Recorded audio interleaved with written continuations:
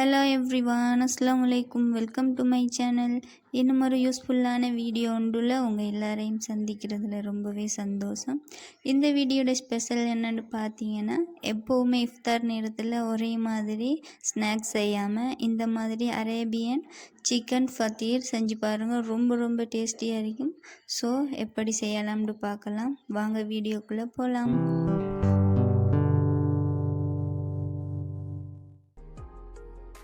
இப்போ இந்த ரெசிபிக்கான மாவை ரெடி பண்ணி எடுத்துக்கொள்ளலாம். ஒரு மிக்சிங் பவுலில் 2 கப் அளவு கோதுமை மாவு சேர்த்துக்கொள்ளுங்க.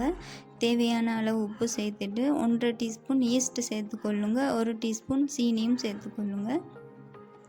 இப்போ ஒரு சின்னதாக ஒரு பவுல் எடுத்து ஒரு முட்டையை உடைச்சி ஊற்றி கொள்ளலாம். ஊற்றிட்டு அதில் உள்ள மஞ்சக்கருவை தனியாக எடுத்துக்கொள்ளுங்க. இது லாஸ்ட்டாக தேவைப்படும். அதில் உள்ள வெள்ளைக்கருவை நாம் எடுத்து வச்சிருக்கிற மாவோட சேர்த்துக்கொள்ளலாம். அடுத்ததாக இந்த மாவை பிசைஞ்சு எடுக்கிறதுக்காக நான் மில்க் சேர்த்துக்கொள்கிறேன். உங்களுக்கு விருப்பம்னா மில்க் சேர்த்துக்கொள்ளுங்க. இல்லைன்னா நீங்கள் இளம் சூடான தண்ணியும் சேர்த்துக்கொள்ளலாம். எந்த பிரச்சனையும் இல்லை. இப்போ சேர்த்து நல்லாவே ஒருக்கா மிக்ஸ் பண்ணி கொள்ளுங்க. 2 கப் அளவு மாவுக்கு நான் 3/4 கப் அளவு பால் எடுத்து இந்த மாவை பிசைஞ்சு எடுத்துக்கொள்கிறேன். ஒரே நேரத்தில் பாலை சேர்த்திடாமல் கொஞ்சம் கொஞ்சமாக சேர்த்து இந்த மாவை சாஃப்டாகவே பிசைஞ்சு எடுத்துக்கொள்ளுங்க. இப்போ இந்த மாவை எவ்வளோ சாஃப்டாக பிசைஞ்சு எடுக்கிறோமோ அதே மாதிரி நம்ம செய்ய போகிற ரெசிபியுமே ரொம்பவே சாஃப்டாகவே சூப்பராக வரும். ஸோ இதே மாதிரி நல்லாவே பிசைஞ்சு எடுத்துக்கொள்ளுங்க. இந்த மாதிரி நீட் பண்ணி எடுத்ததுக்கப்புறமா இந்த டோக்கு மேலால் கொஞ்சமாக ஆயில் அப்ளை பண்ணி விடுங்க. அப்போ தான் இந்த மாவு பொங்கி வரும்போது ஒட்டாமல் நல்லா சூப்பராகவே வரும். ஸோ இந்த மாதிரி செஞ்சு கொள்ளுங்க. நாம் வைக்க போகிற பவுலுக்கும் ஆயில் அப்ளை பண்ணி விட்டுட்டு ஒரு 1 ஹவருக்கு ரெஸ்ட் பண்ண விடுங்க.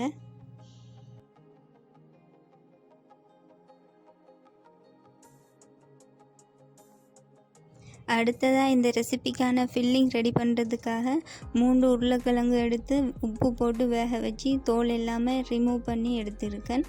அடுத்ததாக பார்த்தீங்கன்னா 2 சின்ன சைஸ் பெரிய வெங்காயத்தை சின்னதாக கட் பண்ணி எடுத்துருக்கேன். இதுக்காக 2 பச்சை மிளகாய் சின்னதாக கட் பண்ணிவிட்டு வாசனைக்காக கொஞ்சமாக கருவேப்பிலை, 1 டேபிள் ஸ்பூன் அளவு இஞ்சி பூண்டு பேஸ்ட்டும் எடுத்துக்கொள்ளுங்க. இது பார்த்திங்கன்னா கொஞ்சமாக சீஸ் எடுத்திருக்கேன். இது ஆப்ஷனல் தான். உங்களுக்கு விருப்பம்னா சேர்த்துக்கொள்ளலாம், இல்லைன்னா ஸ்கிப் பண்ணி விடுங்க. கொஞ்சமாக சிக்கனை உப்பு மஞ்சள் போட்டு வேக வச்சு எடுத்துருக்கேன். அதை இந்த மாதிரி சின்னதாக பிச்சுட்டு அதையும் எடுத்து வச்சுருக்கேன். அதை லாஸ்ட்டாக சேர்த்துக்கொள்ளலாம். இப்போ ஃபில்லிங் ரெடி பண்ணி கொள்ளலாம். ஒரு பேனில் 3 டேபிள் ஸ்பூன் ஆயில் சேர்த்துட்டு நம்ம கட் பண்ணி வச்சுருக்கிற வெங்காயத்தை சேர்த்து பச்சை மிளகாய் கருவேப்பிலை சேர்த்து நல்லாவே மிக்ஸ் பண்ணி கொள்ளுங்க. இப்போ இந்த வெங்காயம் வேகிறதுக்காக 1/2 டீஸ்பூன் அளவு உப்பு சேர்த்துக்கொள்கிறேன். சேர்த்துட்டு மிக்ஸ் பண்ணி கொள்ளலாம். இந்த வெங்காயம் வதங்கி வரும்போது நாம் எடுத்து வச்சிருக்கிற இஞ்சி பூண்டு பேஸ்ட் சேர்த்து பச்சை வாசனை போகும் வரைக்கும் வதக்கி விட்டுக்கொள்ளுங்க. அடுத்ததாக பார்த்தீங்கன்னா நாம் எடுத்து வச்சிருக்கிற சிக்கனை சேர்த்துக்கொள்ளுங்க. சேர்த்துட்டு இந்த எண்ணெயில் கொஞ்சமாக ஃப்ரை ஆகிறதுக்கு விட்டுக்கொள்ளுங்க. இந்த மாதிரி வெங்காயம் சிக்கன் எல்லாமே வதங்கி வரும்போது கொஞ்சமாக மஞ்சள் சேர்த்துக்கொள்ளுங்க. சேர்த்துட்டு 1 டீஸ்பூன் அளவு சில்லி ஃப்ளேக்ஸ் சேர்த்துக்கொள்கிறேன். அடுத்ததாக பார்த்தீங்கன்னா மிளகுத்தூள் சேர்த்துக்கொள்கிறேன். 1 டீஸ்பூன் ரெட் சில்லி பவுடர் சேர்த்து நல்லாவே ஒருக்கா மிக்ஸ் பண்ணி கொள்ளுங்க.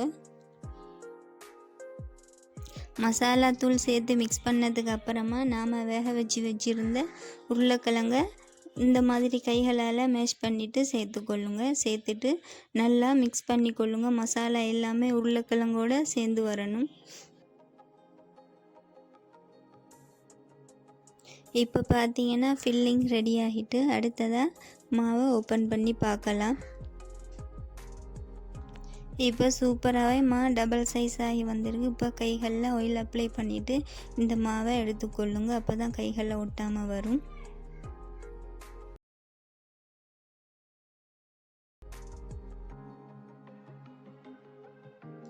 இப்போ ஒரு பேக்கிங் ஏரியாவில் கோதுமை மாவு தூவிக்கொள்ளுங்க. தூவிட்டு நாம் ரெடி பண்ணி வச்சுருந்த மாவை இந்த மாதிரி ரோல் பண்ணி விட்டுக்கொள்ளுங்க. வீடியோவில் பார்த்தாலே விளங்கும். இந்த மாதிரி செஞ்சு எடுத்துக்கொள்ளுங்க. இந்த மாதிரி செஞ்சதுக்கப்புறமா ஒவ்வொரு பீசஸாக கட் பண்ணி எடுத்துக்கொள்ளலாம். கட் பண்ணி வச்சுருந்த மாவை ஒவ்வொரு பீசஸாக எடுத்து உருண்டை பிடிச்சி எடுத்துக்கொள்ளுங்க. பார்த்தீங்கன்னா நாம் உருண்டை பிடிச்சி எடுக்கும்போது எந்த வெடிப்பும் இல்லாமல் நல்ல அழகாகவே வீடியோவில் பார்க்குற மாதிரி எடுத்துக்கொள்ளுங்க.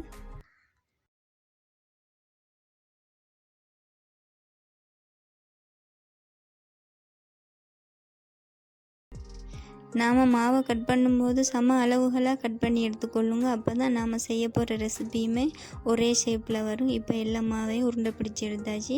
இப்போ மூடி வச்சு கொள்ளலாம். அடுத்ததாக ஒரு பேக்கிங் ஏரியாவில் கோதுமை மாவு டஸ்ட் பண்ணிக்கொள்ளுங்க. நம்ம உருண்டை பிடிச்சிருந்த மாவை இந்த மாதிரி தட்டிட்டு ரோல் பண்ணி விட்டுக்கொள்ளுங்க.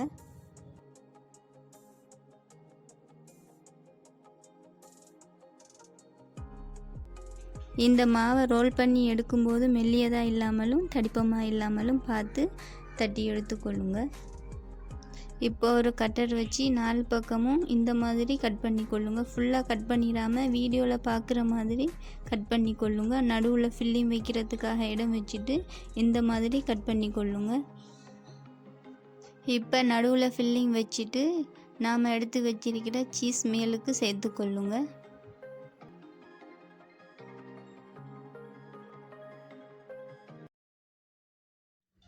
மேலுக்கு சீஸ் சேர்த்ததுக்கு அப்புறமா இந்த மாதிரி மடித்து விட்டு கொள்ளுங்க. பாருங்கள், உங்களுக்கு வீடியோவிலே பார்த்தாலே விளங்கும், சொல்கிறத விட இந்த மாதிரி மடித்து எடுத்துக்கொள்ளுங்க.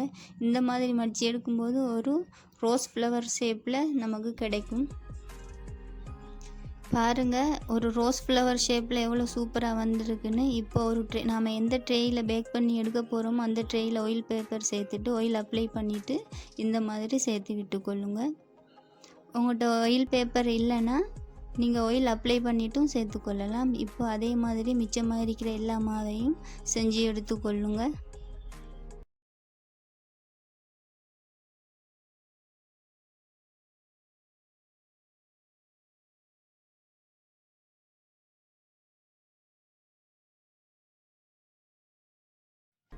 இப்போ எல்லா உருண்டைகளையும் ரெடி பண்ணி எடுத்தாச்சு. பாருங்கள் எவ்வளோ சூப்பராக வந்திருக்குன்னு. எல்லாமே ஒரே ஷேப்பில் இருக்குது. அடுத்ததாக பார்த்திங்கன்னா நாம் ஆரம்பத்தில் எடுத்து வச்சிருக்கிற முட்டை மஞ்சள் கரு அதை ஒரு ஃபோக் வச்சு அடிச்சுட்டு நாம் செஞ்சு வச்சிருக்கிற பன்னுக்கு மேலே அப்ளை பண்ணி விட்டுக்கொள்ளுங்க.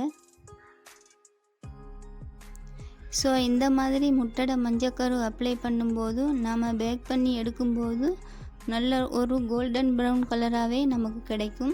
ஸோ இந்த மாதிரி அப்ளை பண்ணி விட்டுக்கொள்ளுங்க. உங்களுக்கு முட்டை பிடிக்கலைன்னா நீங்கள் பாலும் அப்ளை பண்ணிக்கொள்ளுங்க. இதே மாதிரி உங்களுக்கு கலர் சேஞ்ச் ஆகி வரும். இப்போ இந்த பன்னுக்கு மேலே எள்ளு தூவிக்கொள்கிறேன். இது ஆப்ஷனல் தான், விருப்பம்டா சேர்த்துக்கொள்ளுங்க, இல்லைன்னா ஸ்கிப் பண்ணிக்கொள்ளுங்க. இந்த மாதிரி சேர்க்கும்போது எக்ஸாக்டாக கடைகளில் கிடைக்கிற மாதிரி ரொம்பவே சூப்பராக இருக்கும். ஸோ எல்லாத்தையும் இந்த மாதிரி ரெடி பண்ணி எடுத்துக்கொள்ளுங்க. இப்போ இதை பேக் பண்ணி எடுத்துக்கொள்ளலாம். ஒரு 5 நிமிஷத்துக்கு ஒரு பேனை ஸ்டவ்வில் வச்சு சூடு பண்ணி எடுத்துக்கொள்ளுங்க. அதுக்கப்புறமா உள்ளுக்கு ஒரு ஸ்டாண்ட் வச்சு நாம் செஞ்சுருக்கிற பன்னை சேர்த்துட்டு ஒரு மூடி போட்டு மூடி வச்சுட்டு ஒரு 30 நிமிஷத்துக்கு அப்புறமா ஓப்பன் பண்ணி பாருங்கள்.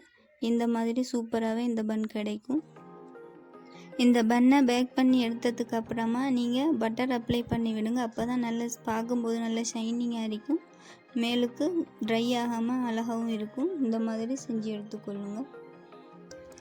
உங்களுக்கு வீடியோவில் பார்த்தாலே விளங்கும் இந்த பன் எவ்வளோ சூப்பராக பேக்காகி வந்திருக்குன்னு. ஸோ இந்த மாதிரி ஒரு வாட்டி செஞ்சு பாருங்கள். ரொம்ப டேஸ்டியாக இருக்கும். அதோட ரொம்பவே ஈஸியாக செஞ்சிடலாம். ஸோ இந்த மாதிரி செஞ்சு கொள்ளுங்க. எப்போவுமே இஃப்தார் டைமில் ஆயில் ஃப்ரை பண்ணி சாப்பிடாம ரோல்ஸ், கட்லட், பட்டீஸ்னு இந்த மாதிரி அரேபியன் ரெசிபி செஞ்சு பாருங்கள். ரொம்பவே டேஸ்டியாக இருக்கும். அதோட ஹெல்த்தியாகவும் இருக்கும். ஸோ இந்த மாதிரி செஞ்சு கொடுங்க, ரொம்பவே விரும்பி சாப்பிடுவாங்க. ஸோ அவ்வளவு தான். இன்னும் ஒரு யூஸ்ஃபுல்லான வீடியோ ஒன்றில் உங்கள் எல்லாரையும் சந்திக்கிறேன். இந்த வீடியோ பிடிச்சிருந்தால் லைக் பண்ணுங்கள், ஷேர் பண்ணுங்கள், மறக்காமல் சப்ஸ்கிரைப் பண்ணுங்கள். தேங்க்ஸ் ஃபார் வாட்சிங்.